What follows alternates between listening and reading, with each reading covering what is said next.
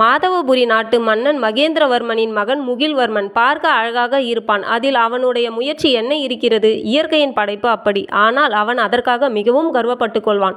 யாரை பார்த்தாலும் என்னை விட அழகான இளைஞன் எங்காவது பார்த்திருக்கிறீர்களா என்று கேட்பான்.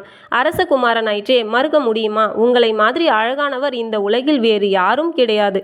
நீங்கள் ஒருவர்தான் கொள்ளை அழகு என்று புகழ்ந்துரைப்பார்கள். அவனுக்கு இன்னும் கர்வம் ஏறும்.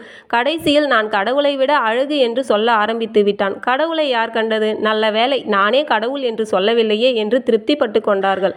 கவிஞர்களை அழைத்து தன்னை புகழ்ந்து பாடும்படி கட்டளையிட்டான். பாவம் கவிஞர்கள் அவனுக்கு பயந்து நீயே சந்திரன், நீயே சூரியன், நீயே காலை, நீயே மாலை என்று வெறுப்பில் பாடினார்கள். அதை கேட்டு கவிஞர்களே என்னை புகழ்ந்து பாடிவிட்டார்கள் என்று பீற்றிக் கொண்டான்.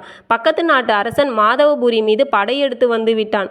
சேனாதிபதியை தலைமையேற்று போர் முனைக்கு சென்று வாகை சூடி வந்தார்.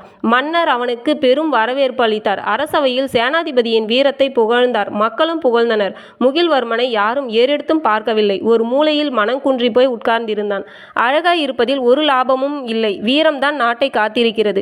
இப்போது சேனாதிபதிக்கு புகழையும் பாராட்டையும் பெருமையும் வாங்கி தந்திருக்கிறது. தனக்கு அழகு இருந்து என்ன லாபம் என்று உணர்ந்தான். இப்போது மல்யுத்தம், குதிரை ஏற்றம், யானை ஏற்றம், குத்துச்சண்டை என வீர விளையாட்டுகளில் இறங்கி தன் உடல் வலிமையையும் வீரத்தையும் பெருக்கிக் கொள்ள ஆரம்பித்து விட்டான் இளவரசன். திடீரென்று அவனுக்கு அம்மை வார்த்தது. முகமெல்லாம் அம்மை தழும்புகள். இப்போது அதை பற்றி அவன் சிறிதும் கவலைப்படவில்லை.